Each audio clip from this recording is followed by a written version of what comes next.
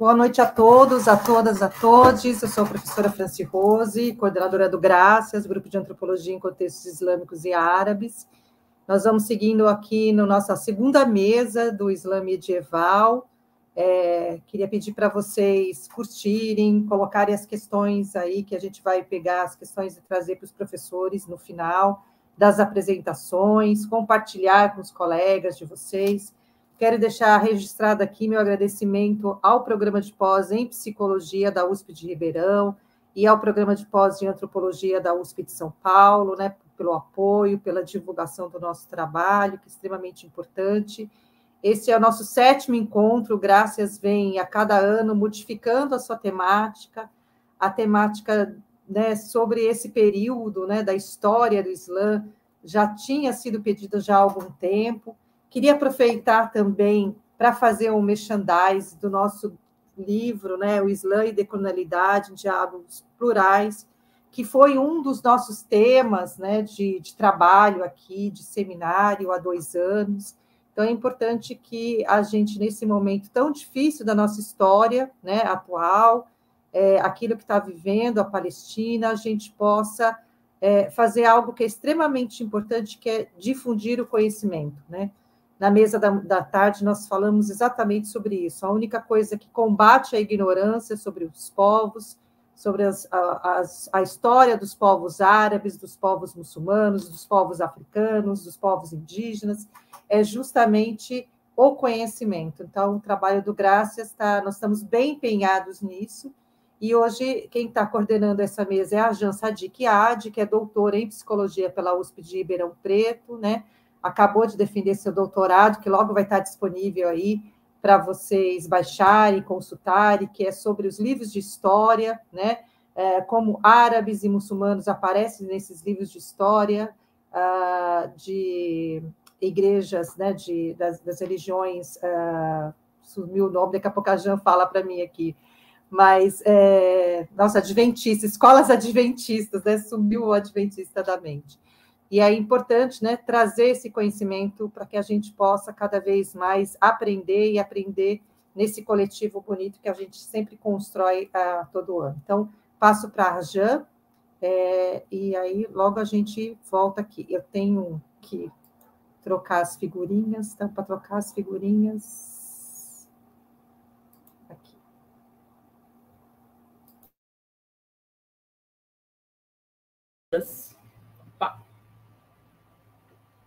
Olá, gente, boa noite a todas e todos aqui presentes, né?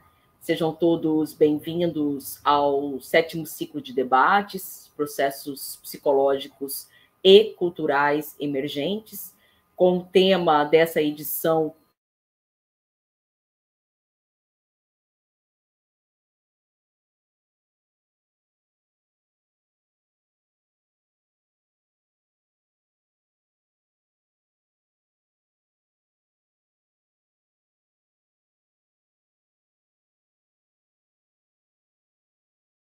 Ribeirão Preto e ao Departamento de Psicologia da USP de Ribeirão Preto, também por estar nos ajudando a promover esse evento.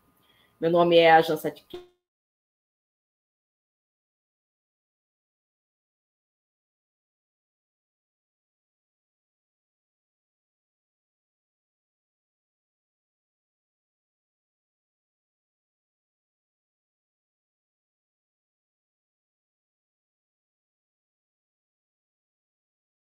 Da Rede Adventista de Educação, numa abordagem decolonial, e sou também diretora da Secretaria de Mulheres da FEPAL, que é a Federação Árabe Palestina do Brasil. Bom, eu terei o privilégio de mediar essa mesa, que com certeza nos trará importantes contribuições sobre o Islã durante o período medieval, né, que foi um período bastante rico para a civilização islâmica, né, considerada a Era de Ouro islâmica, né. A mesa de hoje chama-se Imaginação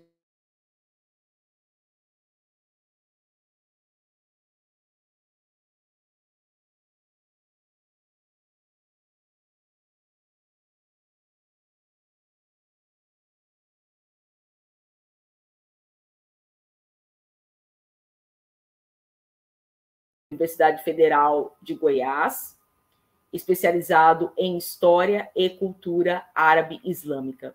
Também é técnico em assuntos educacionais no IFG, o Instituto Federal de Goiás, e produtor de conteúdo no projeto História na Medina, tanto pelo Instagram quanto pelo YouTube. No seu mestrado e no seu doutorado, pesquisou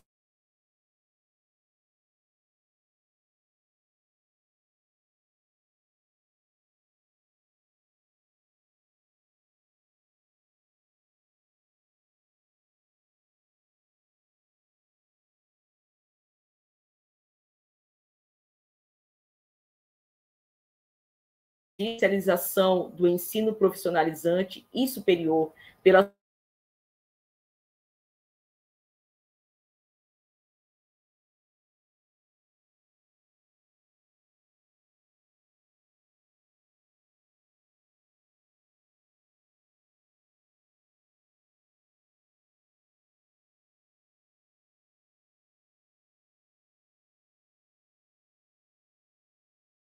e cristãs, com vários artigos publicados sobre a temática. Bom, desculpa aí, a internet está caindo, mas teremos cerca de 20 a 20 minutos de fala para cada palestrante e depois abriremos para perguntas, tá? Nós vamos iniciar com a fala do Augusto. Seja bem-vindo mais uma vez, Augusto, e a palavra é tua. Deixa eu só falar uma coisinha, Jean. Gente, sobre a oscilação, não sei o que está acontecendo, parece que vai cair uma tempestade aqui em Ribeirão Preto, tá com uma oscilação, mas a gente vai tentando, né? Assim, todo mundo está acostumado que é o se vira nos 30, tá? Fiquem aí, porque é isso, né? Brasil é oscilação climática, mas nós estamos juntos, tá?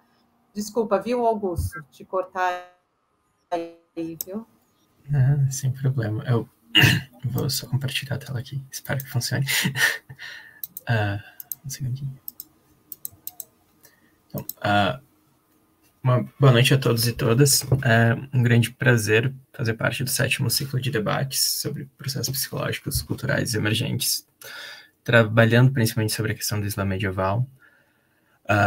Me chamo Augusto, atualmente sou doutorando na Universidade Colorado Boulder e faço parte do grupo Virtu de História Medieval e Renascentista da Universidade Federal de Santa Maria. E o trabalho com a cultura islâmica durante o medievo é algo muito interessante, algo muito rico, porque justamente nos permite analisar e perceber uma multiplicidade de espaços e uma multiplicidade de conteúdos que, em muitos sentidos, atualmente acabam sendo deixados de lado ou com representações problemáticas. E um pouco da fala que eu pretendo trazer hoje é trazer o espaço macro, um espaço sobre problemáticas na construção e possibilidades na construção do espaço muçulmano ao longo do medievo, e principalmente as variações nas representações, mas explorando a riqueza dos espaços e das possibilidades, e trazendo um caso específico, que é o caso da Córdoba do século IX, como um dos princípios formadores de uma misconcepção do Islã, enquanto uma cultura, enquanto uma religião, enquanto uma população. E justamente os efeitos de um mito político a partir dessa construção de uma representação que era imaginada muito mais do que baseada em uma noção de real.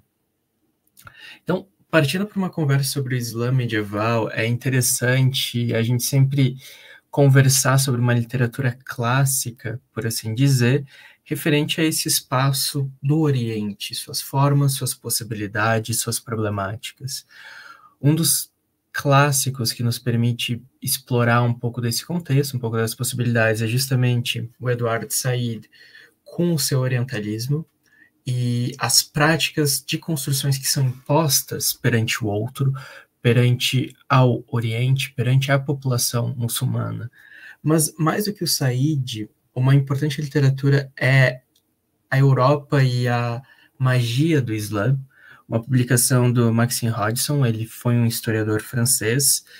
As duas obras, elas se comunicam muito bem. Mas o Hodgson, ele nos traz uma possibilidade de refletir sobre os espaços do Islã medieval que abrem portas para novas reflexões, para novas possibilidades de estudo, principalmente no que se refere aos diferentes papéis impostos e compreendidos para com a religião muçulmana.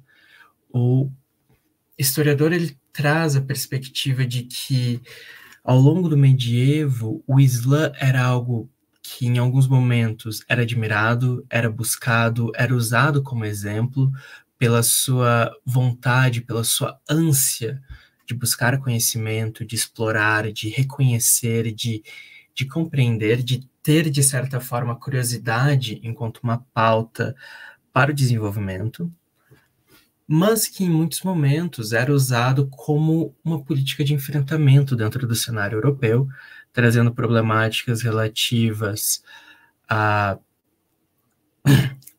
cultura, a forma de se perceber as comunidades, as populações muçulmanas, abrindo um leque de análise que nos permite comparar as diferentes temporalidades do Islã dentro de uma história medieval, dentro de uma história que em muitos momentos é tida como fechada, mas que justamente ao observarmos as diferentes culturas, as diferentes comunidades que permeavam o espaço europeu, abre a nossa perspectiva para sua amplitude, para sua riqueza, para as possibilidades de prática, para as possibilidades de reflexão e para adentrarmos em outros espaços. E um dos exemplos que o Maxine Hodgson nos traz é justamente da figura do Saladino, uma figura que foi construída pelo Ocidente enquanto baseado ou imbuído de ideais de cavalaria, de ideais que eram nobres, ideais que eram buscados pela comunidade cristã do medievo, e que, curiosamente, foi o grande responsável pelo término, pela frustração dos movimentos cruzadistas encampado pelos estados papais em parceria com diferentes reinos europeus. E a figura do Saladino, ele justamente elabora e contrasta com o que o Maxine Hodgson trabalha enquanto homo islâmicos. Uma figura que foi construída com preconceitos, uma figura que foi construída de forma a ser evitada, de forma a ser temida. E o Saladino, um personagem real, mas que teve sua representação também construída ao longo do medievo, contrasta com essa ideia do homo islâmico enquanto algo completamente negativo, como algo que afronta a representação ocidental. Ele foi trazido enquanto um elemento representativo para o Ocidente, em um caso que se torna de fato curioso por ser esse elemento do outro, e por ser um outro que se torna então reconhecido perante o Ocidente. Porque essa é uma das grandes problemáticas que podemos abordar quando falamos do Islã medieval. Há esse constante alijamento do outro, essa diminuição do outro, de uma forma que o compartilhamento de espaços, o compartilhamento de culturas, de falas, era não só desincentivado, como atacado, agredido. E o Saladino, ele se torna uma figura interessante, um elemento importante para que nós refletamos sobre o Islã medieval, justamente como uma forma de ampliarmos a compreensão de que o outro não é tão diferente do nós. E essa dicotomia é muito importante de ser quebrada ao trabalharmos com a história do Islã medieval, porque nos permite compreender o que foi construído e o que foi imposto, mas, ao mesmo tempo, como essa cultura, como essas populações têm a sua própria narrativa, têm o seu próprio espaço. Então, reconhecendo os locais de fala, reconhecendo as culturas, reconhecendo as possibilidades, para além de representações que diminuem o outro. E isso nos traz justamente essa questão dos dois mundos, ao qual o Islã medieval fazia parte. Por um lado, como em seguida eu vou adentrar, havia representação da violência, havia representação de um Islã que não compreenderia, que não respeitaria o outro. E o caso da Córdoba do século IX, ela nos traz muito essa representação por razão dos escritos de São Eulógio de Córdoba e das problemáticas ao redor dessa narrativa que impunha ao Islã o caráter de inimigo, que impunha ao Islã um caráter de perigo para a comunidade cristã. Então, as representações traçavam a face dos homens islâmicos nessa imagem como faces fechadas, preparadas para agredir, preparadas para um ataque. Ou seja, uma representação que justamente deturpava as possibilidades de convivência, de troca, de novas possibilidades. E é interessante também a gente reparar no período dessa imagem à esquerda, em função de, ao longo do século XVII, há um crescimento nas representações negativas do mundo islâmico, algo também explorado pelo Maxine Hodgson em sua obra, mas que nos traz as problemáticas desse uso do homo islâmicos enquanto um sinônimo de violência. Uma construção que segue até os dias de hoje, mas que quanto mais olharmos para suas origens, mais possível de rompermos com esse imaginário, por assim dizer. Mas, ao mesmo tempo, havia representação de um mundo islâmico que era pauta de conhecimento, que era o espaço de trocas, o espaço de possibilidades, um espaço mais desenvolvido, por exemplo, no que se refere à medicina, à matemática, a práticas náuticas. Então, há representações do Islã ainda do período medieval que justamente trazem essa riqueza, que trazem as possibilidades, os espaços, a originalidade de uma comunidade, de uma população que por muito tempo foi escanteada ou foi representada enquanto um inimigo, enquanto algo a ser afastado. Enquanto que as formas de conhecimento, as formas e possibilidades de saberes, por muito tempo foram relegadas a uma segunda posição. E um dos exemplos que nos traz isso e que nos apresenta justamente estruturas, espaços e um ponto fundamental na narrativa do perigo islâmico enquanto formador de uma Europa, parte justamente da Batalha de Poitiers, em 732. Uma batalha que, na narrativa europeia, e principalmente na narrativa francesa, foi uma construção do ideal, e que no século XVIII e XIX faz parte dos ideais nacionalistas, de nós defendemos o nosso país, nós impedimos uma grande invasão, para utilizar termos dos relatos do período, de povos bárbaros, de povos não cristãos. Só que a Batalha de Poitiers, ela é uma construção representativa do Ocidente que pouco analisa ou pouco para se debruçar sobre as possibilidades que o mundo muçulmano via naquele momento.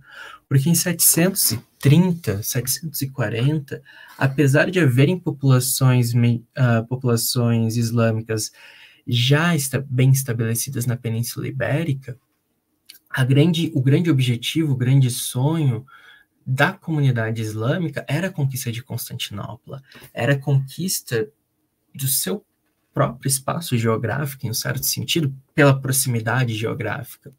Mas o uso de Poitiers para a historiografia medieval, por muito tempo, foi representativo de que o grande perigo, o grande inimigo era essa comunidade islâmica que estava tão próxima, tendo em vista a Península Ibérica, tendo em vista os territórios de Al-Andalus.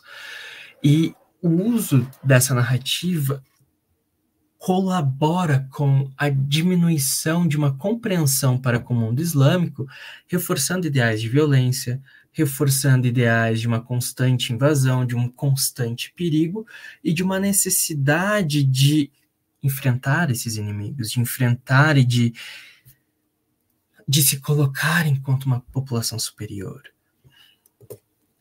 E nisso, uma das construções que é muito interessante de refletirmos é justamente sobre o valor da viagem entre a cristandade e o mundo muçulmano medieval.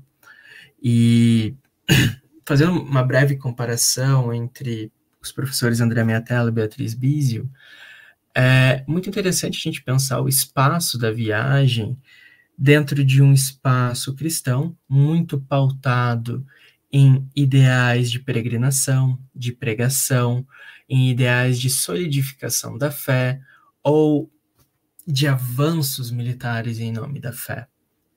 Enquanto que no mundo muçulmano, a construção da viagem, a construção do conhecimento era fundamental.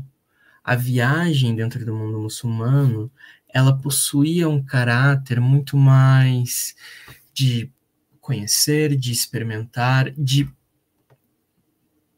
possibilitar também a expansão de Dar al-Islam. E um dos principais exemplos de tal prática é justamente Ibn Khaldun, que no século, e me falhou a memória agora, mas no século XII, século XIII, percorre uma região geográfica gigantesca, produz uma obra incrivelmente detalhada e que possibilita uma compreensão de um período, de uma região que por muito tempo foi relegada a um segundo papel, a um segundo lugar dentro das possibilidades dos estudos históricos.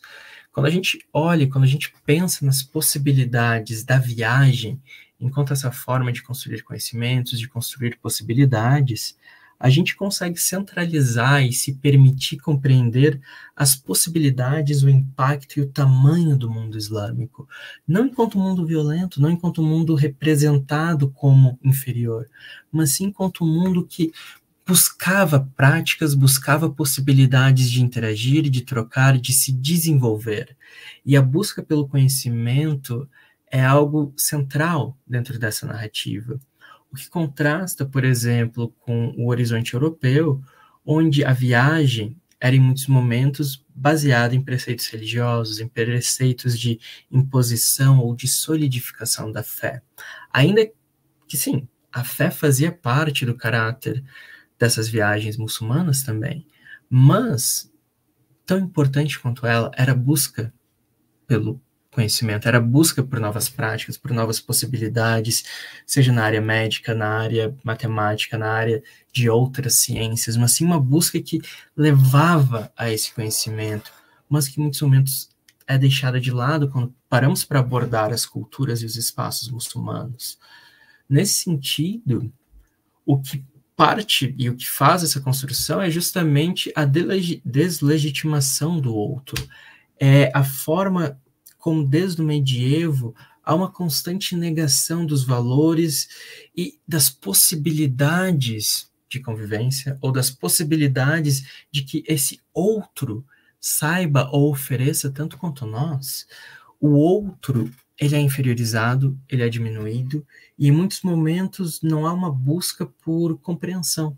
Há uma busca por imposições, por pré-julgamentos, e práticas do Islã medieval nos levam para outros caminhos, permitem reconhecer possibilidades, reconhecer espaços, reconhecer preceitos relativos a uma coexistência que por muitos anos foi algo negado por parte das representações impostas a este outro.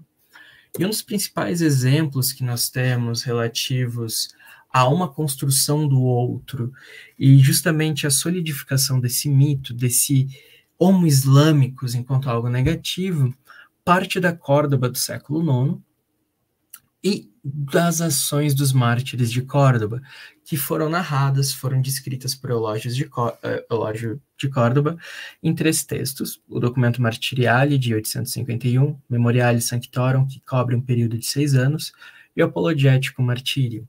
Ao longo desses 3 textos, Eulógio procura descrever a cidade de Córdoba enquanto uma cidade que havia perdido a sua hegemonia, havia perdido o seu espaço, a sua narrativa, em função da conquista muçulmana. Era uma narrativa que buscava diminuir o outro, era uma narrativa que buscava enaltecer a figura dos mártires de Córdoba, de uma forma a enaltecer a postura combativa contra esse invasor, contra essa cultura diferente, essa cultura que amedrontava Eulógio. E a grande problemática dessa narrativa e da solidificação desse mito político é que os mártires de Córdoba foram um grupo de 48, 49 pessoas, se não me falha a memória. Um grupo que foi criticado pela própria comunidade cristã da Córdoba do século IX, que buscava a integração, ou que pelo menos buscava uma convivência dentro do possível pacífica dentro do seu território, dentro do território de Al-Andalus.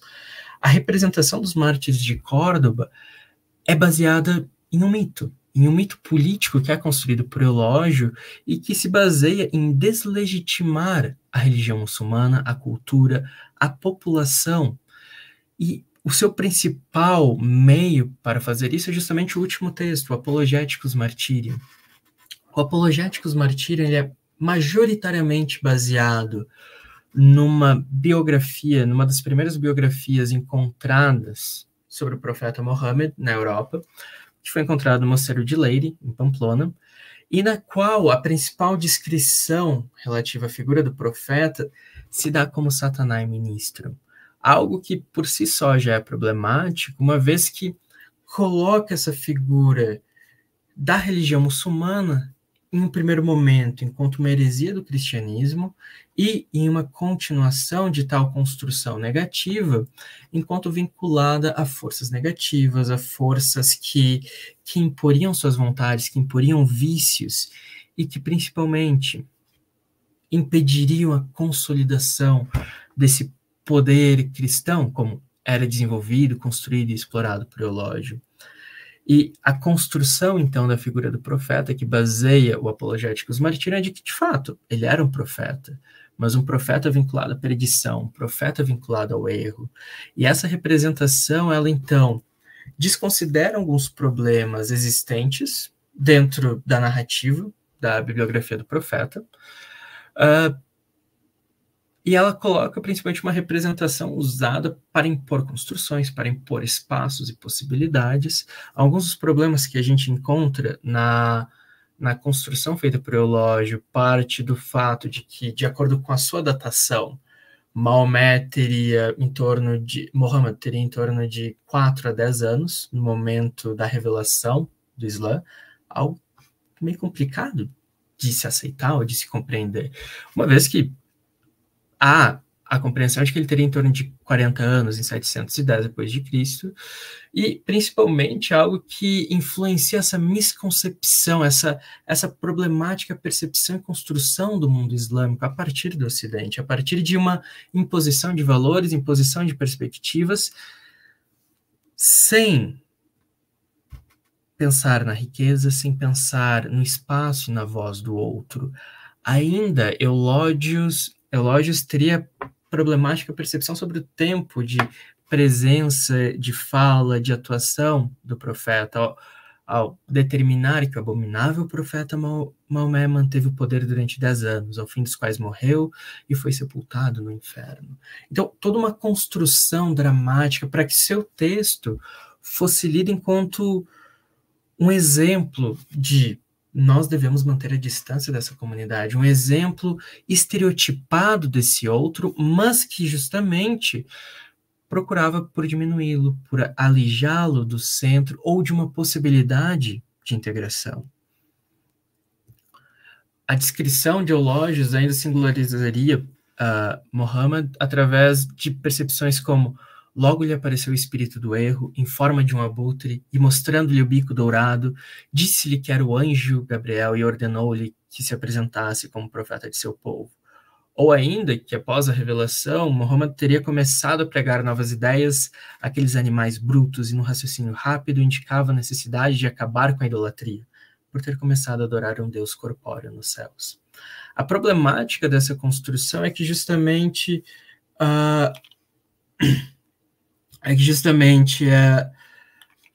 há uma imposição de que o outro é inferior, de que o outro é uma heresia, porque se incorpora muito do simbolismo das religiões monoteístas, então cristianismo, judaísmo e islamismo, e se usa desses elementos para se construir uma representação negativa, uma representação que convida a um combate ou uma reação combativa, algo que procurava justamente deslegitimar o espaço, as palavras, a cultura, a fé e qualquer possibilidade de conexão. E quando nós demonstramos ou quando nós abordamos a obra de Eulógios a partir do momento de reflexões sobre violência, reflexões sobre práticas militares, é sempre importante refletir que a ideia de jihad, como trabalhada pelo Ocidente, ela é imbuída de muitos preconceitos, ela é imbuída de representações que, ao invés de compreender, impõem uma noção de violência, impõem, como Eulógios apresenta, a comunidade islâmica enquanto um grupo de brutos, um grupo de pessoas violentas. O que é ilógico, porque se pega o todo, se generaliza o todo e não se procura compreender o todo ou a parte. Há essa constante construção de um inimigo, há essa constante imposição de que nós precisamos enfrentá-lo, nós precisamos nos proteger porque eles nos violarão. E essa construção, ela é tida então como uma arma de combate ao Islã, um convite constante ao enfrentamento, um convite constante para que não se confie no outro, para que não se confie na sua cultura, na sua possibilidade.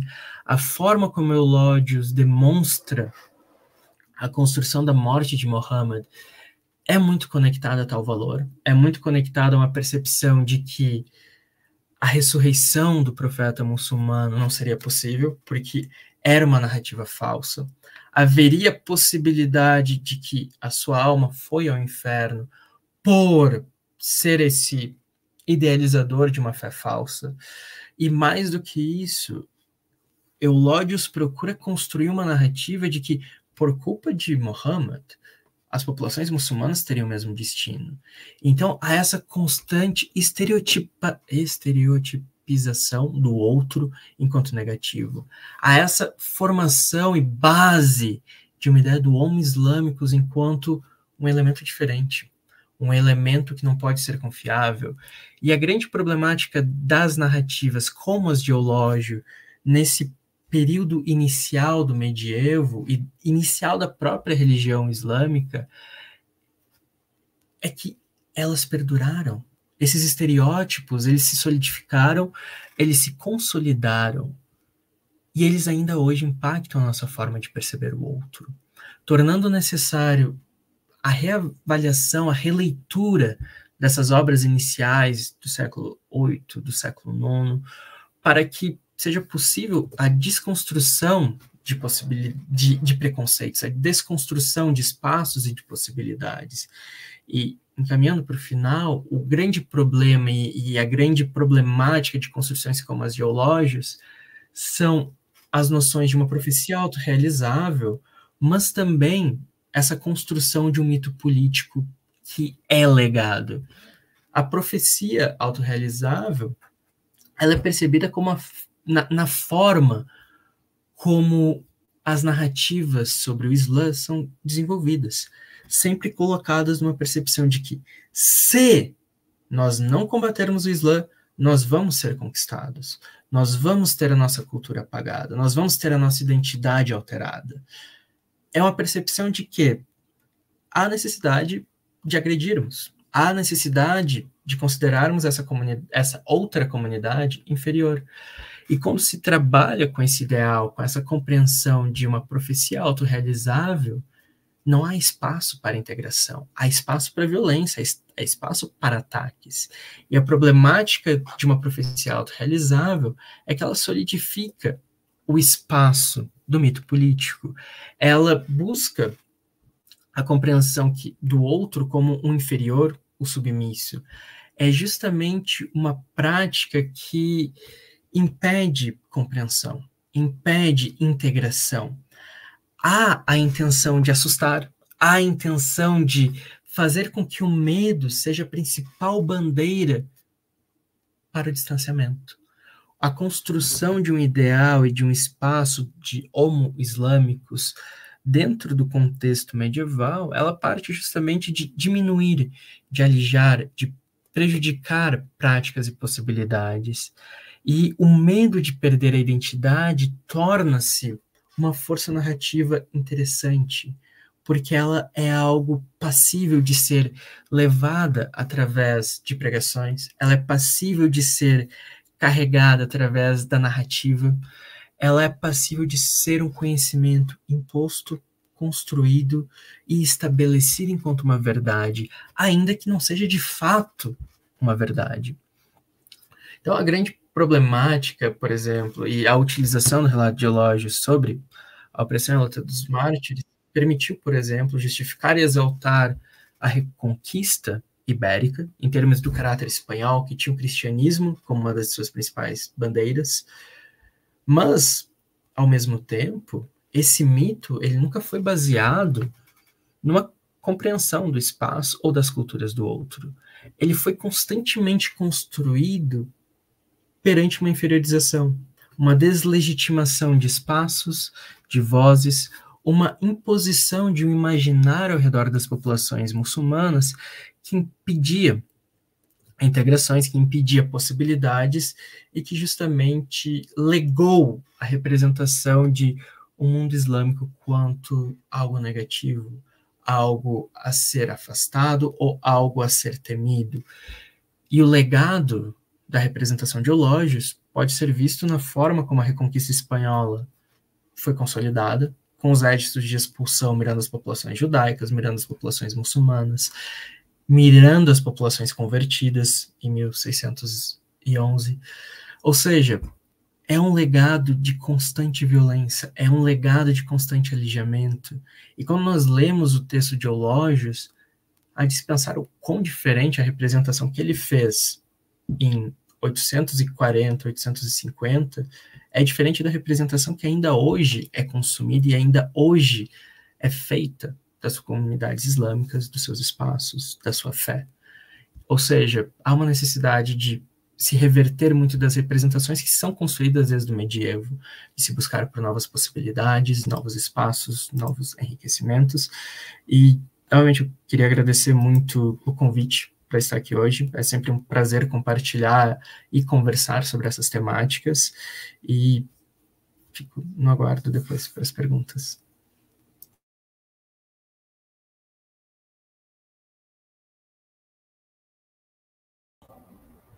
Oi, Augusto, muito obrigada aí pelas suas colocações.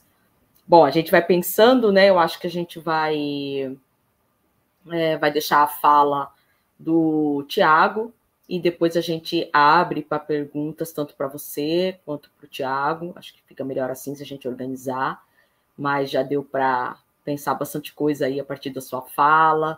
Enfim, e como a tua fala é atual, né? O que você traz, o que você colocou agora mais para o final, ainda está muito presente, né? Talvez até, enfim, ao longo do tempo foi até se intensificando de alguma forma todo esse estereótipo do Islã como grande inimigo, né? Como grande ameaçador do Ocidente, né? Do cristianismo, enfim. Mas obrigada, Augusto, pelas suas colocações importantes aí para nós conhecermos um pouco mais, né? E ajudar na nossa desconstrução. E vamos ficar agora com a fala do Tiago, tá bom? Seja mais uma vez bem-vindo, Tiago.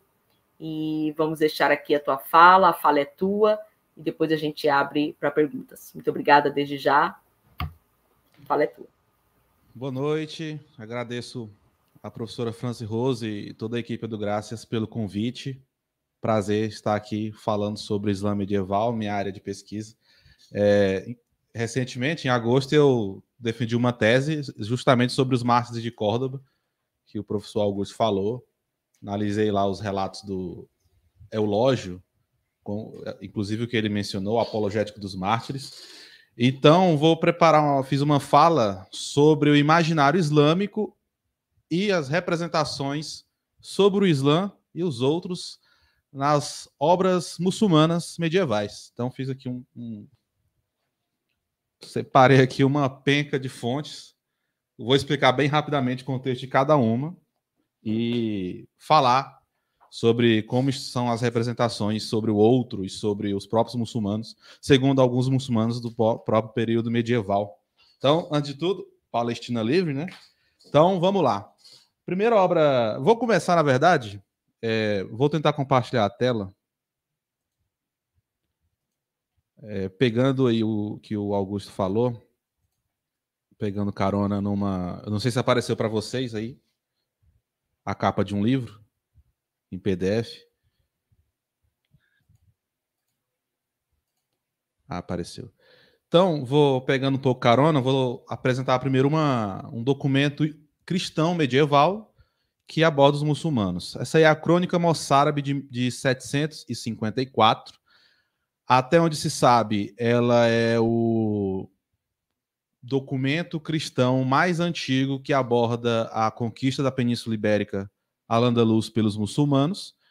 Eu consegui ela durante o doutorado, que eu mandei, eu não encontrei de jeito nenhum, nem para comprar, está esgotado. Eu descobri que estava na Universidade de Coimbra e pedi para eles.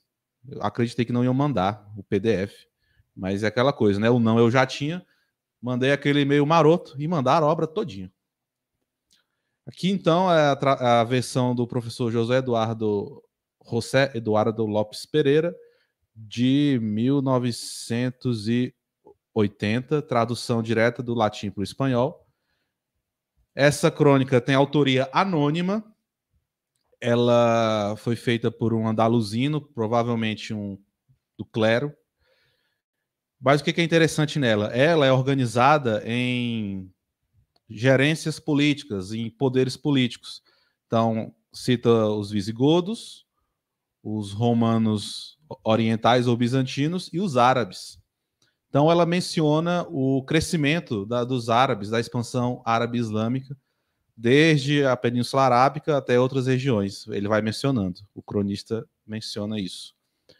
E, curiosamente, é uma crônica medieval, mas o cronista não trabalha com a chave interpretativa religiosa. O que isso quer dizer? Ele descreve os árabes como árabes. No único trecho que ele fala povo islamita. Fora isso, ele descreve como árabes. Parece que a religião não é importante para ele aqui, para esse cronista anônimo. E aí ele descreve esses árabes como violentos, coléricos, cruéis. Então, é um lugar comum da forma cristã de representar os muçulmanos medievais, como o professor Augusto falou, mas a curiosidade que nessa crônica é que não existe o outro religioso, praticamente. É só o outro étnico. Então, o cronista fala em árabes e sarracenos, que era um termo que os bizantinos gregos davam para os árabes. Então, ele vê mais as coisas, o desenrolar dos acontecimentos pela ótica da etnia e da localização geográfica. Então, ele fala mais em árabes do que em muçulmanos. Deixa eu parar aqui o compartilhamento. Feito isso, então, vamos começar com alguns documentos, algumas fontes islâmicas medievais. Essa aqui é a Viagem ao Volga, do Ahmad ibn Fadlan, traduzida pelo Pedro Martins Criado, da USP. Já até fizemos conteúdo juntos, gravamos juntos. É uma crônica de viagem, é um relato de viagem do século X sobre um enviado do califa de Bagdá, o Ahmad ibn Fadlan, até a Europa Oriental, porque um dos turcos estava pedindo ao califa, uma das tribos turcas, o dirigente de uma tribo turca, estava pedindo ao califa apoio contra os Hazares, que eram turcos que estavam recém-convertidos ao judaísmo. Então, e aí o Ahmad ibn Fadlan era um erudito, um membro da corte do califa, um estudioso da corte do califa de confiança, e ele foi, então, numa expedição até esses turcos para islamizá-los, para ensinar a eles a fé islâmica, e também levando dinheiro e outros profissionais para construir um forte. Então, é uma crônica que mostra a influência do califa de Bagdá, ali na Europa Oriental, porque tem uma tribo turca pedindo ajuda ao califa. Então, é um livro curto, isso aqui, ó, você pode ver bem fino, tem o texto em árabe e também traduzido. Então, o interessante dessa crônica é que ela é o ponto de vista de um muçulmano de Bagdá sobre essa Europa Oriental. Então, ele conhece várias tribos turcas, os vikings, então ele vai descrevendo esses povos. Ele descreve de forma bem sucinta, objetiva, mas como é colocado o outro aqui? O principal fator de representação desse outro, dessa alteridade, é a higiene. Então, o Islã ele tem preceitos fundamentais Em relação à higiene, as 5 orações diárias, elas devem ser antecipadas da ablução, que é onde o fiel lava o rosto, nariz, olhos, mãos, braços. Então, e o Ahmad ibn Fadlan, nessas viagens, se espantou com a falta de higiene dos turcos. Então ele menciona aqui turcos que defecavam e subiam no cavalo, continuavam no cavalo, que comiam umas carnes meio podres, enfim. Não armazenavam direito a água, então ele se espanta com a falta de higiene desses turcos. Então a gente tem aqui uma representação dos muçulmanos, segundo um próprio muçulmano do século X, como uma civilização superior em termos de higiene. Então ele até descreve os turcos como animais. Ele compara eles a burros e outro animal que eu esqueci. Então, a forma dele de entender esses outros não muçulmanos é a higiene. Como se ele dissesse, nós muçulmanos somos uma civilização superior porque somos mais higiênicos do que esses turcos que se assemelham a animais. E aí, é claro, ele é um homem etnocêntrico, melhor, foi um homem etnocêntrico. O padrão cultural dele era a civilização islâmica em Bagdá. Então, ele vai ver o mundo a partir desse padrão. Outra obra aqui interessante, que eu analisei no mestrado, é o Relato de Viagem do Ibn Jubayr. Ibn Jubayr foi um muçulmano de Valência, lá de Al-Andalus. Ele viajou pelo Oriente Médio entre 1183 e 1185, um pouco antes da Terceira Cruzada, a Cruzada dos Reis, onde lutaram Saladino, Ricardo Coração de Leão. Então, ele viajou por 2 anos pelo Oriente Médio. Ele foi de Valência para Granada, pegou uma embarcação para o Egito. Do Egito, ele foi para Meca, Medina, e aí andava de caravana ali pelo Iraque, Líbano, passou pelo Líbano também, e voltou numa embarcação para Valência. O interessante é que ele viajou em embarcações genovesas. Isso já mostra o início do domínio genovês, do monopólio de Gênova e Veneza, cidades italianas, ou melhor, da Península Itálica, que ainda não existia Itália. Então já mostra o monopólio dessas cidades ali no Mediterrâneo, que aí vai ser o começo do que depois vai se chamar o Renascimento. Então Ibn Jubayr, além de ser uma testemunha de um período de cruzadas, ele testemunhou o início do apogeu dos genoveses e dos venezianos pelo Mediterrâneo. E apesar de ser um tempo de cruzadas, havia os momentos de trégua. Ninguém lutava 24 horas durante os 2 séculos que foram as cruzadas, né? Século XI ao século XIII. E nos navios genoveses também viajavam judeus, cristãos, peregrinos cristãos para Jerusalém. Então ele mostra esse momento de trégua, momentos de trégua, quer dizer, e de intercâmbio cultural entre judeus, cristãos e muçulmanos, principalmente entre cristãos e muçulmanos. Então a principal figura que ele representa aqui, isso aqui é a tradução para o espanhol do Felipe Maíllo Salgado, 500 páginas mais ou menos. E ele aqui faz um elogio ao Saladino e à dinastia Almohada. Deixa eu só confirmar se é Almohada mesmo. Que era o califado da época do Maghreb, do norte da África. Os Almohadas mesmo. Então, ele faz aqui uma representação. Ele não representa muito o mundo islâmico como a potência que era. Ele não está muito preocupado com isso. Ele está preocupado na representação política de figuras. Então ele faz um elogio, tem trechos da obra inteira com elogios aos Almohadas, que era a dinastia muçulmana africana, ali perto de Al-Andalus, que influenciava Al-Andalus. Então ele está ali elogiando a dinastia do seu período, do seu local também. Mas, principalmente, ele elogia o Saladino. Ele coloca o Saladino como um herói, como unificador dos muçulmanos, como um super-homem. Então, ele faz muitos louvores aos Almohadas e, principalmente, ao Saladino, que é compreensível no momento de cruzadas. Ele exaltou ali o principal dirigente muçulmano. Ele, o Ibn Jubayr, era bem tolerante, visitou a Sicília, que estava conquistada pelos cristãos, antes era dos muçulmanos. Ele participa de casamentos cristãos, ele assiste os cristãos, observa, mas ele diz que Deus me livre dessa fé. Então, ao mesmo tempo que ele elogia a cultura cristã, principalmente na Sicília, ele pede a Deus que o proteja da sedução dessa crença. Então, você vê que tem ali uma desconfiança dele em relação a esse outro cristão, mas ele não descreve esse cristão como bárbaro, nem como incivilizado. Ele foca mais em termos de representação nos elogios aos almohadas e ao Saladino. Vou fazer aqui, eu estava indo na linha do tempo, né, seguindo de forma cronológica, mas vou fazer aqui uma digressão, vou pular para o século XIV. O Ibn Jubayr, ele criou um gênero literário específico, a Rihla, que é o gênero literário do relato de viagem por excelência. O que eu citei antes, o Ahmad ibn Fadlan, ele faz um relato de viagem, mas esse relato de viagem ele é administrativo, como eu falei, ele é bem objetivo e seco. Ele descreve esse território é assim, habitado por esse povo, que é assim.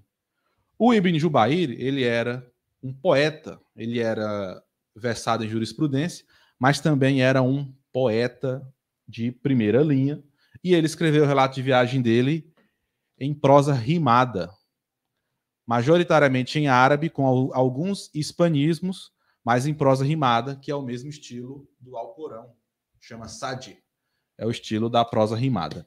Claro que na tradução essa prosa rimada se perde, ela só se mantém no árabe original.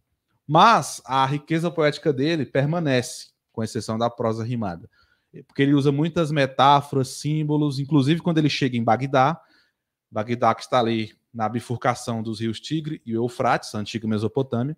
Então, quando ele chega em Bagdá, ele descreve Bagdá como o seio de uma mulher, que tem aqui a intersecção, um seio de uma mulher com um belo colar. Então, seria essa região da mulher seria a cidade de Bagdá, o terreno, e o colar seriam os dois rios, o Tigre e o Eufrates. E eu estou só descrevendo, porque quando ele descreve mesmo no texto, é belíssimo, né? Então, ele tem as metáforas dele permanecem. Então, ele faz uma representação de Bagdá como... Ele cita Bagdá como a cidade da paz, que era como era chamado na época. Então, ele exalta essa cidade. Uma cidade magnífica, muito bonita, se assemelha a uma mulher bonita, é uma cidade branca, com muitos comércios, muitas mesquitas, minaretes, as terras cultiváveis são riquíssimas, o Tigre e o Eufrates são belos. Então ele coloca Bagdá no topo civilizacional. Inclusive, quem copiou esse trecho dele, copiou no bom sentido, não de plágio, naquela época no sentido de homenagem, foi o Ibn Battuta. Esse aqui já é um viajante mais conhecido, ele é do século XIV, viveu onde hoje é o Marrocos, viajou ali pelo norte da África, Al-Andalus, pelo mar Mediterrâneo também. Esse aqui foi até a China. Então, ele ficou 25 anos viajando, 24, 25 anos. E o Ibn Battuta era um erudito, tal como o Ibn Jubayr, mas não era um poeta. Tanto é que ele ditou as suas notas de viagem, suas experiências de viagem para um poeta, o Ibn Yusay, da corte marínida, lá do Marrocos, do califado marínida. Então, um poeta escreveu. Então, o Ibn Battuta, o gênero Rihla, que nasceu com o Ibn Jubayr, tem então como Ibn Jubayr o primeiro, o principal, e os demais copiam ele, inclusive o Ibn Battuta. Não, como eu falei, não era um plágio, era uma homenagem. Era uma forma de se inserir no ciclo dos sábios. Olha lá o Ibn Battuta escrevendo tal como o Ibn Jubayr, né? O cara é mais ou menos como a gente usa hoje as nossas referências acadêmicas. E aqui, enquanto que o Ibn Jubayr ele representa o cristão como uma civilização sofisticada, porém perigosa, que pode seduzir e fazer a conversão para o cristianismo, saindo do Islã, e exalta mais o Saladino e os almohadas, o Ibn Battuta ele exalta a dinastia marínida, que foi a dinastia que patrocinou ele, e o outro dele está na diferença de costumes, uma coisa que a gente vê também aqui no Ahmad ibn Fadlan. Então, fazendo a comparação desses três relatos, foram os únicos que eu li ainda. O Ibn Battuta, quando ele vai no reino do Mali, ele se espanta que as mulheres têm os seios para fora. Já são muçulmanos, o reino do Mali no século XIV já era muçulmano, mas ele se espanta com esse costume das mulheres com os seios para fora. Então ele representa o outro ali como a partir do espanto da nudez, ainda mais porque eram muçulmanos. Então tem esse critério aí. Quando o Ahmad ibn Fadlan representa o outro como não higiênico, ele tem uma condescendência, que é porque não é muçulmano. Esse povo não é muçulmano, então anda assim. Basicamente, ele diz assim: o Ibn Battuta já se espanta. Esse povo é muçulmano e anda desse jeito. E outra coisa que espantou ele na África foi quando ele foi defecar perto de um rio. Tinha um cervo perto dele. E ele achou um absurdo. Mas depois ele descobriu que era para manter os crocodilos longe. Então, esse servo estava armado com uma lança para manter os crocodilos longe. Então, ele se espanta aí pela diferença de costume. Eu fiz um salto aqui do Ibn Jubair para o Ibn Battuta, mas temos também uma obra do século XIII e XIV, o Livro das Mil e Uma Noites, traduzido pelo professor Mamed Mustafa Jarouche, da USP também, tal como Pedro Martins Criado. Inclusive o Jarouche é orientador do Pedro Martins Criado. É o Livro das Mil e Uma Noites, 4 volumes. Essa aqui é a edição de 2004, já tem uma edição nova de 2017. E é magnífica a edição, porque o professor Mamed colocou notas. Então, para quem estiver aprendendo árabe, estudando árabe, isso aqui é uma aula. Então, o que a gente tem nesse Livro das Mil e Uma Noites, de representação dos muçulmanos sobre si mesmos? Primeiro, que o Livro das Mil e Uma Noites, ele reúne contos populares árabes e persas, a partir do século IX. O livro, como a gente conhece hoje, é do século XIII e XIV. E ao contrário do que se pensa, ele não foi inicialmente uma coletânea popular oralizada e depois escrita. Ele começou sendo escrito. Então, essas histórias começaram a ser compiladas por escrito a partir do século IX, depois que os contadores de história assumiram aí a função de contar essas histórias oralmente. Então, o livro, como a gente conhece hoje, foi finalizado no século XIII. Então, temos ali uma compilação do século IX ao XIII, reunindo vários escribas. Tanto é que a autoria é anônima, certo? Até porque também nem sempre, no contexto medieval, os escribas estão preocupados em colocar o seu nome lá de forma individualizada. E tal como com Ibn Jubair, que destaca Bagdá, o Livro das Mil e Uma Noites, pelo menos o volume 1, destaca muito a cidade de Bagdá. Bagdá ela foi construída pela dinastia Abássida, que tomou o poder no século VIII. Então ela foi construída para ser a nova capital. A construção finalizou no século IX. Eu esqueci o nome do califa que ordenou a construção. Então ela ficou num local estratégico ali perto do rio Tigre e Eufrates para gerar uma receita de alimentação suficiente. E ficou mais orientalizada, né? Mais para o Oriente, mais perto ali do mundo persa, mas depois isso se mostrou um pouco difícil em relação às porções ocidentais do mundo islâmico, como no norte da África e Al-Andalus, porque o califa ficou muito longe dessas regiões. Então os governadores locais começaram a declarar independência, alguns se declararam califa, como o emir de Córdoba, que ali no século X se declarou início do século XI se declarou califa. Mas, enfim, como é representada essa Bagdá, né, nos livros da Mil e Uma Noites? É o centro do mundo. É o local de esplendor, de riqueza, de exuberância, de beleza arquitetônica, onde tem gente de todo mundo, judeu, cristão, árabe, persa, hindus. Então, essa, tal como no Ibn Jubair, é a representação da Bagdá gloriosa, né? Os escritores estão mostrando: olha aí só o que a nossa civilização muçulmana conseguiu construir. Esta cidade aqui, a cidade da paz, Bagdá. E aí, o Livro das Mil e Uma Noites, o volume 1, ele vai, acredito que os outros também, que eu ainda não li, eu comprei os 4, um momento de desabafo. Eu li até o segundo. O segundo eu achei muito chato, que são umas histórias de amor muito dramáticas. E aí eu parei no segundo, mas vou continuar lendo, né? O primeiro é muito bom, porque tem umas histórias com gênios. Então, o gênio é essa figura que já existia na cultura árabe, e ela foi, após o surgimento do Islã, ela foi islamizada. Então, juntou a concepção islâmica do gênio e a concepção árabe pré-islâmica do gênio. Então, o gênio é uma criatura espiritual, criada do fogo. São 3 criaturas criadas por Deus. Nós, a humanidade do barro, os anjos da luz e os gênios do fogo. Então, os gênios são espirituais, estão aí no mundo, e tem gênios de várias formas: muçulmanos, cristãos, não muçulmanos e por aí vai. Gênios bons, maus, gênios travessos, que só querem atrapalhar os humanos. Tem um conto muito bom aqui de 2 gênios que atrapalham um casal a vida inteira, eles vão se desencontrando até que no final se encontram. Os gênios brincalhões, desde as brincadeiras mais inocentes às mais perigosas. Algo que se assemelha puxando aqui para o nosso folclore, Saci Pererê, para o folclore viking, ao coelho, que inspirou o Pernalonga, inclusive, essa figura espiritual brincalhona. Então, tem muitos gênios aqui nas Mil e Uma Noites, tanto gênios mais perversos, que enganam os humanos mesmo para ver eles se ferrando, quanto gênios brincalhões que gostam de tirar uma onda. E aí, uma figura política é exaltada aqui no livro das Mil e Uma Noites, que é o califa Harun ar-Rashid. Foi um grande califa de Bagdá, ali, do apogeu de Bagdá, da época da Idade do Ouro.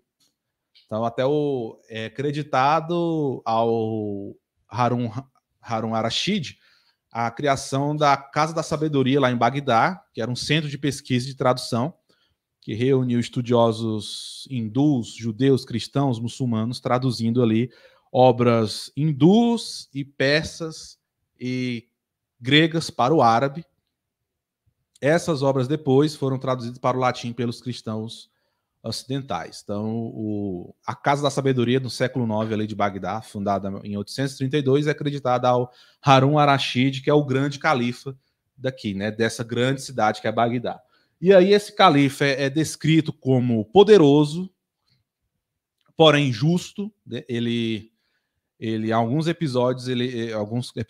contos, ele julga de forma sábia, prudente, que remonta ao Salomão, que eu vou já explicar aqui rapidamente. E esse califa, ele também é piedoso, tanto é que ele tem contos que ele junta com seu primeiro-ministro, o vizir, e se disfarça de mendigo e anda pela cidade à noite para ver o que estão falando sobre ele. Então, a figura até se assemelha, né, dentro de outras mitologias, como eu já citei aqui o Theo Saci, se assemelha àquela ideia do Cristo que se disfarça de mendigo para testar a humanidade, dos Zeus da antiga Grécia, que se disfarça de mortal e anda entre os homens. Não estou dizendo que uma história influencia a outra, ou qual influencia a outra, não é isso. É só mencionar imaginários semelhantes em diferentes culturas. Então, Harun ar-Rashid, poderoso, justo, piedoso, religioso, ele se disfarça de mendigo e anda pela cidade à noite, e algumas histórias acontecem ou com ele diretamente ou com o vizir, porque ele entrando em contato com os populares. Isso, dentro da própria cultura islâmica, remete ao califa Omar, que foi o segundo califa do Islã, que também há histórias na tradição oral de que ele se disfarçava à noite e andar por Medina para saber o que estavam dizendo sobre ele. Tem até uma história em que ele estava andando pelos arredores da cidade.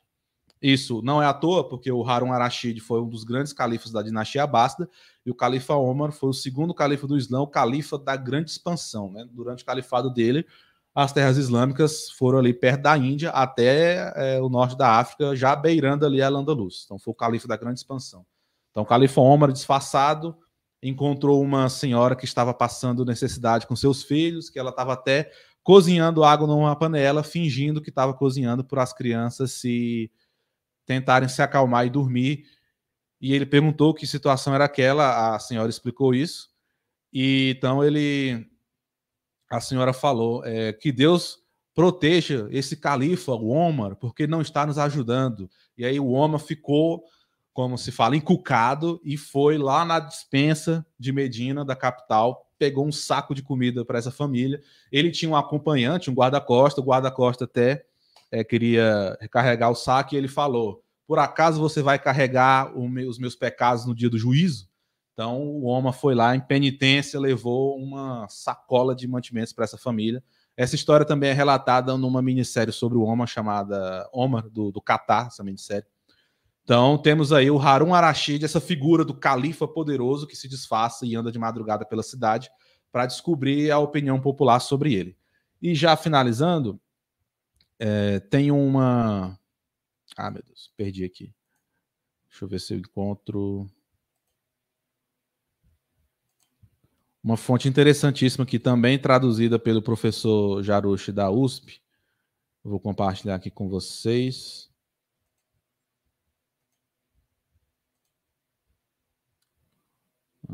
Aqui.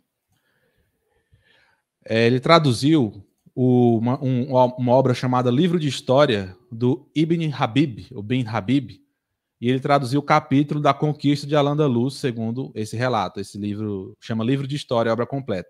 Então, os documentos mais antigos sobre a conquista islâmica de Al-Andalus, do lado cristão, são aquele Crônica Moçárabe, de 754, que eu comecei falando sobre ela, e do lado islâmico, o livro de história do Ibn Habib. Então, ele traduziu aqui, tem um estudo disponível digitalmente, primeiro tem um estudo crítico, ele fala sobre o autor, o estilo, e aí vem aqui, ó, capítulo da conquista de Al-Andalus. E aí, eu li esse capítulo para colocar na minha tese, acabou que nem foi para a tese, tive que tirar. Estou esperando a oportunidade para publicar como artigo. E aqui ele cita, fala de como os muçulmanos conquistaram a Península Ibérica, e ele cita os visigodos, que eram o reino da época. E ele menciona os visigodos, claro, como infiéis e bárbaros. Então, é a representação do outro cristão como culturalmente inferior e bárbaro. E já finalizando, ele cita também o Salomão, o profeta Salomão, que é um profeta importantíssimo também no Islã. E eu me fiquei questionando, por que ele citou o Salomão, né? O Salomão estava lá no reino de Jerusalém, na Palestina, e ele coloca em certo momento, os conquistadores muçulmanos descobrem uma arca com um turbante, com um turbante que se referia ao Salomão, né? Opa, por que o cronista colocou Salomão lá no reino visigodo, lá na Espanha medieval? E eu entendi que era como um elemento de legitimação, porque o rei Salomão, dentro desse imaginário islâmico, ele é considerado um rei sábio, justo, poderoso e que controla as formigas e os ventos. Então, Salomão poderia ter viajado do reino de Jerusalém até o reino visigodo e colocado lá o seu material que depois seria encontrado pelos conquistadores muçulmanos. Então, basicamente é isso. Espero ter mostrado um pouco dessa diversidade de representações islâmicas, segundo muçulmanos do próprio período medieval, um pouquinho também sobre o outro cristão, mas principalmente sobre como eles se viam de uma forma mais positiva, né? E muito baseada ali na cultura árabe, no que está no Alcorão, os relatos de viagem.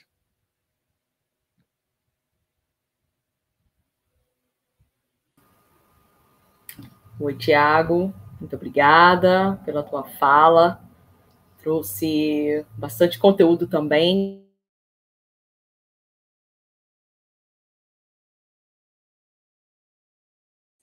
Eu que agradeço.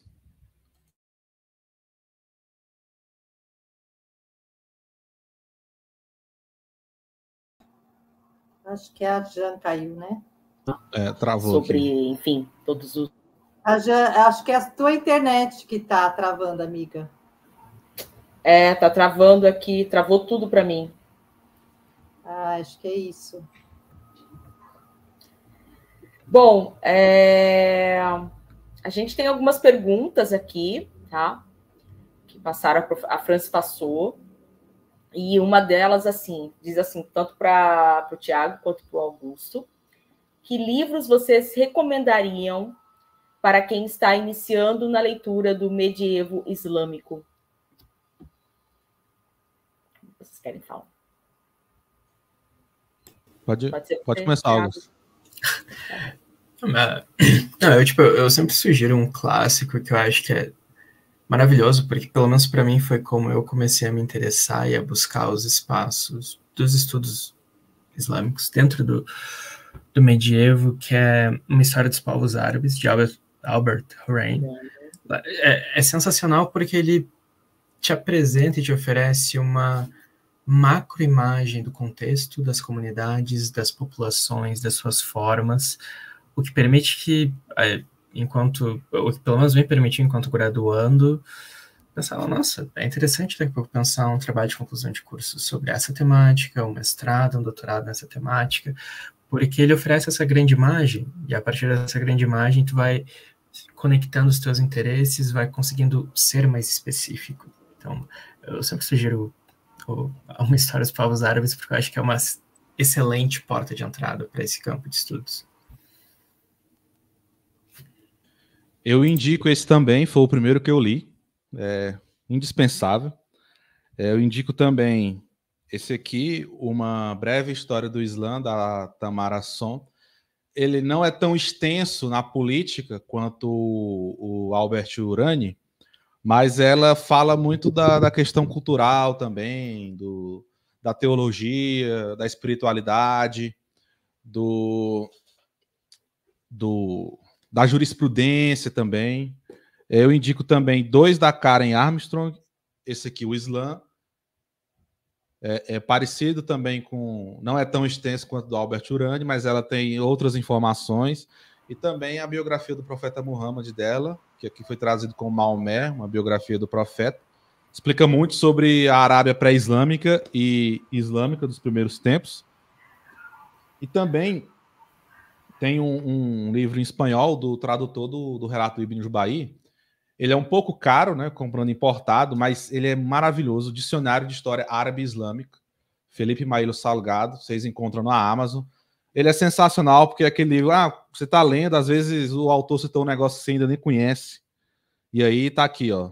Aí tá aqui, imã, enfim. Quando uso até hoje, porque qualquer termo, por exemplo, jihad, ele tá lá e explica jihad. Então, é um dicionário de indispensável para quem quer se especializando, porque ele tem aqui o básico de termos teológicos, históricos e políticos relacionados ao Islã. Não só medieval, né? Geral, né? Uma perspectiva mais geral Isso. também, né? Uhum. Bom, se a internet colaborar, né? Mas, assim, eu tenho algumas colocações, né? Não sei se vai chegar mais perguntas e tudo mais. A professora pediu novamente para eu resumir um pouco a minha fala da abertura, mas me apresentando novamente, eu sou a Jan Sadikiad e defendi meu doutorado recentemente, agora em agosto desse ano, e eu faço uma análise do discurso sobre árabes e muçulmanos nos livros didáticos de história da Rede Adventista de Educação, numa perspectiva decolonial. Então, foi um trabalho bastante interessante, bastante interdisciplinar. Eu envolvi geografia, história, sociologia, psicologia, geopolítica. Então, logo, logo, espero que até dezembro a tese já esteja disponível, mas eu tenho a versão já, quem quiser pode me procurar, que eu também disponibilizo para vocês terem um pouco também desse trabalho de desconstrução, né? Eu acho que tanto o trabalho do Augusto quanto o trabalho do Tiago também fazem parte desse trabalho de desconstrução do discurso hegemônico sobre o Islã, que é um discurso bastante distorcido, uma narrativa bastante distorcida, orientalista, e que também acaba por distorcer toda a importância e a riqueza do Islã, né, para a construção do Ocidente, para a construção da modernidade, né, porque o Islã passa por um processo de apagamento, passa por um processo de invisibilização, que, além disso, ainda é taxado, né, de forma muito estereotipada como os vilões, como os bárbaros, como aquele não afeito à civilização, né, como cruel, como violento. E isso se expande, né, do Islã para o mundo árabe, para o contexto palestino, que a gente acaba sendo atravessado por isso constantemente, diariamente, né? Então, eu acho...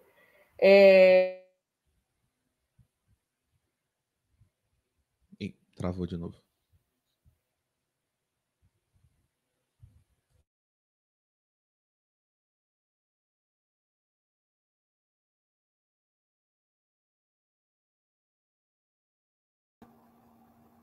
Acho que... voltou. Eu volto, ela já volta. Tá oscilando mesmo.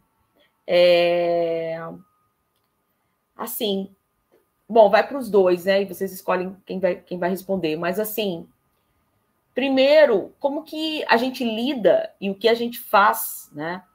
Para, na verdade, combater, confrontar todo esse apagamento dessa riqueza da história islâmica e de toda a contribuição do Islã, né, da civilização islâmica, da era de ouro islâmica, na nossa atualidade, né? Como que a gente confronta esse apagamento? Eu acho que isso é uma das perguntas que eu queria trazer.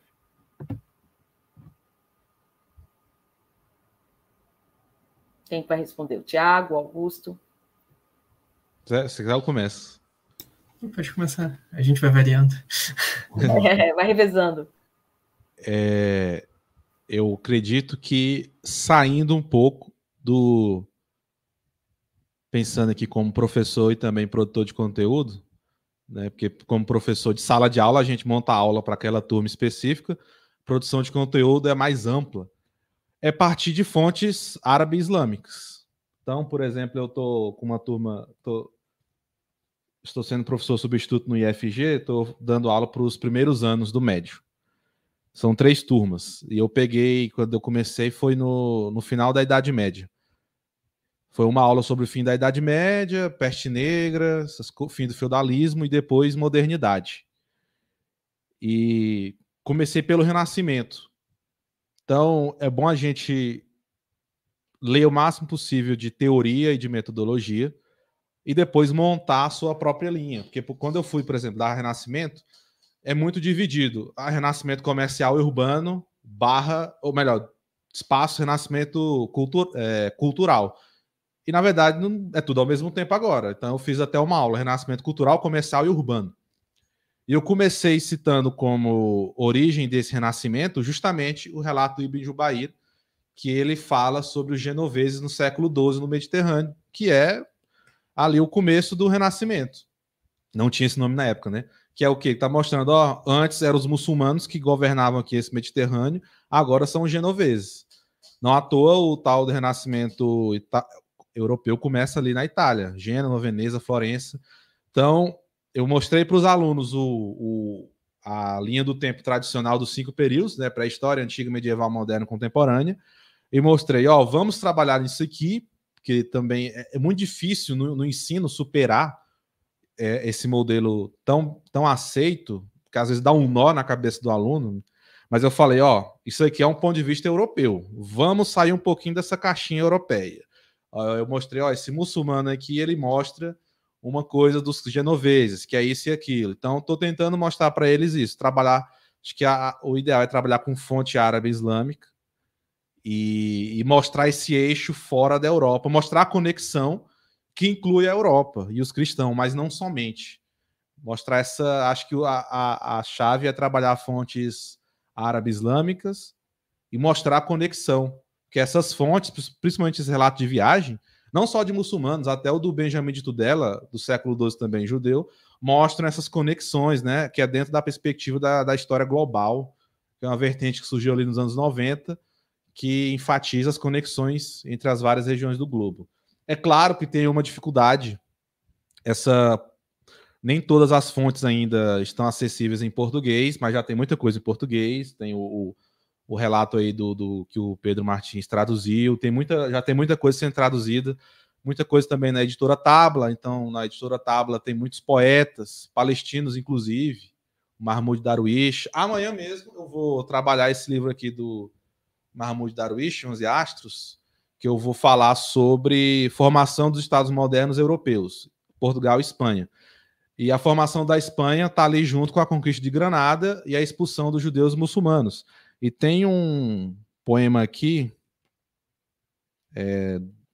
nesse livro, o Mahmoud Darwish ele assume pontos de vista de conquistados, incluindo o ponto de vista do conquistado de Granada, né, do muçulmano andaluzino.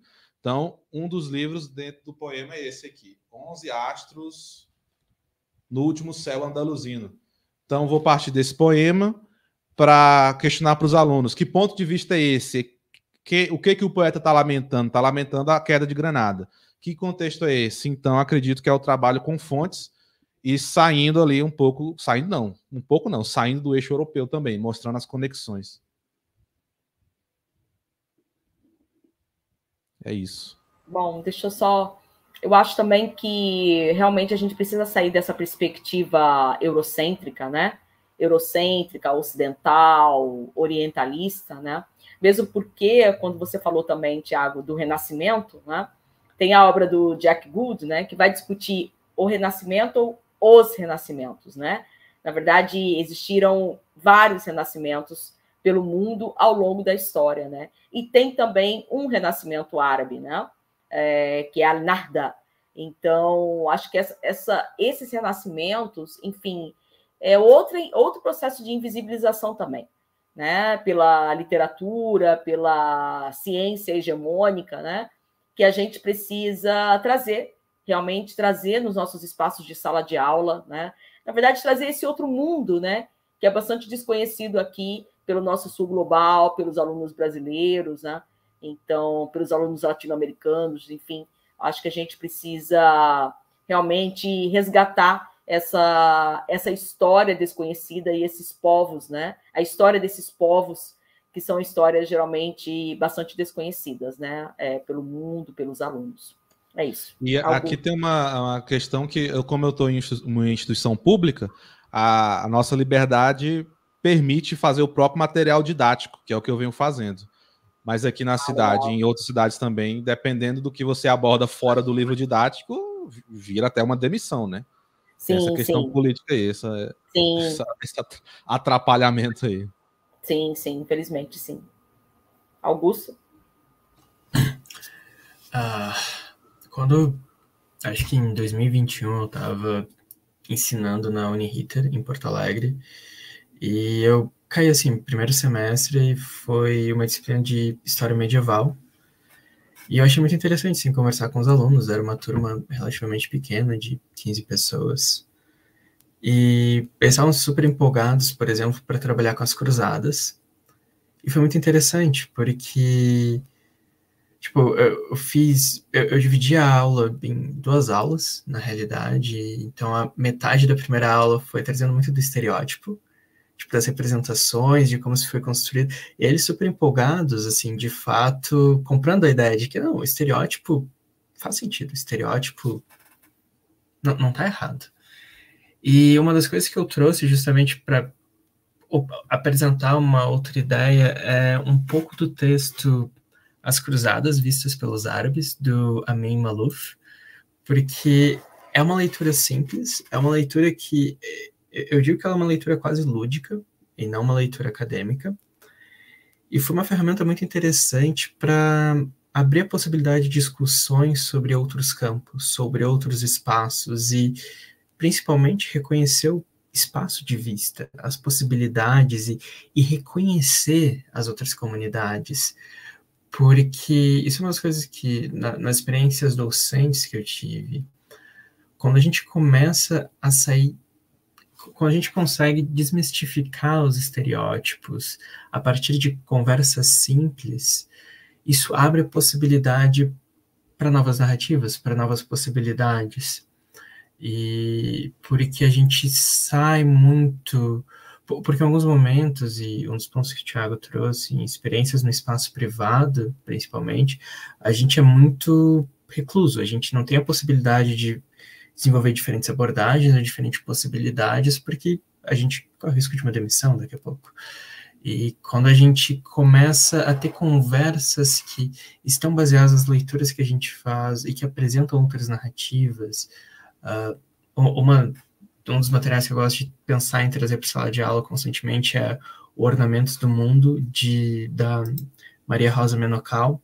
Ela trabalha sobre justamente a integração entre as comunidades judaicas, comunidades cristãs, muçulmanas, e também de uma forma literária, de uma forma que nos faz perceber que a cultura, principalmente dessas comunidades, quando interligadas, elas nos oferecem uma riqueza que em muitos momentos a gente deixa de lado, ou que a gente não consegue aproveitar dentro do ambiente docente, principalmente em prol dos alunos, e isso acaba gerando conversas interessantes e possibilidades de construir uma melhor representação desse outro. Uma anedota que eu tenho é, na minha primeira experiência de estágio docente, ainda na graduação, acho que foi em 2016, 2017, a gente fez uma roda de conversas em um 6º ano, 7º ano do ensino fundamental, de uma instituição pública, e eles estavam muito curiosos para ouvirem de pessoas de diferentes religiões, de diferentes fés. E foi um debate muito interessante, porque antes disso, eu fiz meio que uma percepção geral do que eles imaginavam sobre a comunidade muçulmana, sobre a comunidade judaica, sobre a comunidade cristã, sobre a comunidade de matriz africana. Eles tinham vários estereótipos, e boa parte das perguntas deles eram tão simples que depois da discussão, eles basicamente perguntaram para as 4, 5 pessoas que estavam na aula: nossa, você pode namorar? Ou você pode comer chocolate? Tipo, umas perguntas que são simples, que mostram como, tipo, há essa percepção do outro ser diferente, mas de abrir esse diálogo, eles começaram a se interessar pelo outro, pela outra cultura, pela outra possibilidade. Eu achei sensacional isso, porque foi a primeira experiência que eu tive dentro de uma sala de aula, assim, mais consolidada, e deu certo.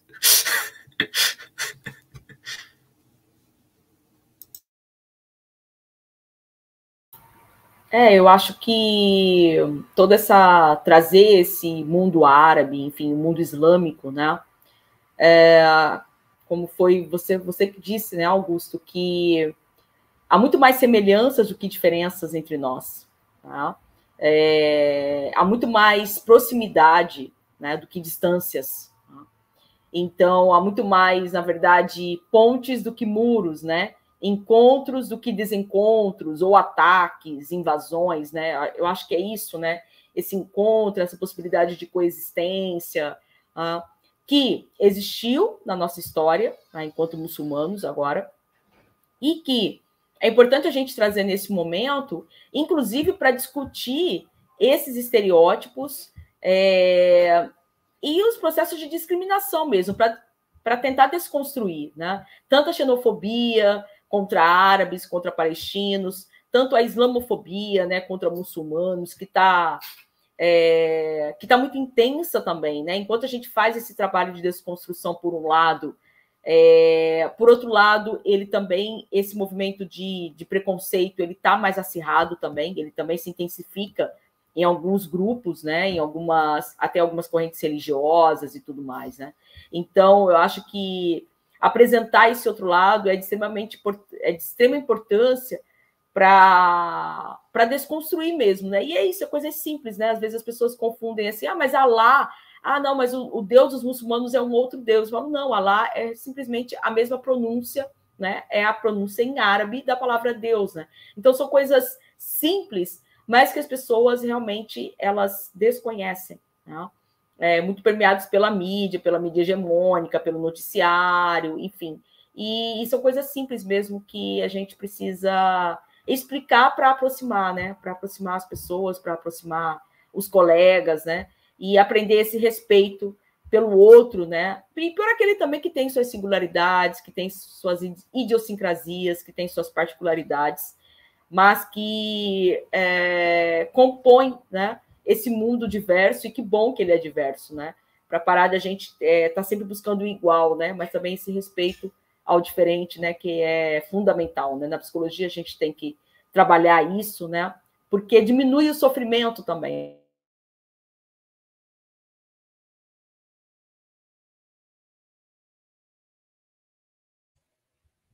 Travou de novo, a Françoise vai ter que entrar para voltar o sinal dela, quer ver?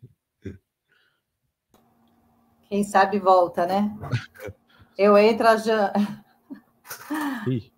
paralisa, eu entro. Agora acho que agora voltou, tá vendo? Voltou. Voltou, Jean?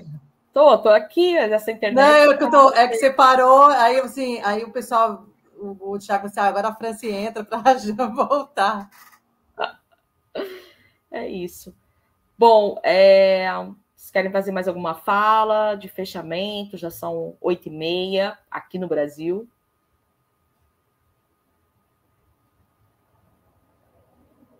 Eu agradeço aí o convite, a oportunidade, o espaço para a gente discutir isso, muito importante. Eu fico aí com o meu direct lá no Instagram, História na Medina, aberto para quem quiser trocar ideia, perguntar alguma coisa, dica de material didático para professor, aluno também, estou lá disponível. Eu também agradeço o convite, foi um grande prazer participar dessa mesa. É sempre importante a gente encontrar espaços que possibilitem esse debate, que justamente vão além das representações que a gente está acostumado. Então, foi um grande prazer. Muito obrigado pela oportunidade, pelo convite. Bom.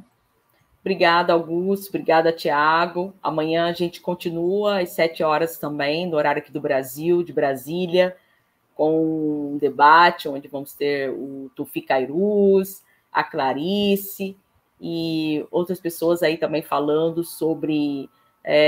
o Tufi vai falar sobre a Era de Ouro Islâmica, a Clarice vai falar também sobre as mulheres muçulmanas durante o período medieval. Então, continue aqui, estão todas e todos convidados e vamos aprender um pouco mais sobre o Islã e desconstruir também, porque as mulheres muçulmanas também é outro ponto de bastante estereótipos, que é importante a gente conhecer o outro lado e saber um pouco também a partir da voz de mulheres muçulmanas, tá bom? Obrigada, gente. Muito obrigada, Tiago. Obrigada, Augusto. A gente vai seguindo. Um abraço, pessoal. Boa noite. Outro. Tchau. Tchau, Augusto. Tchau.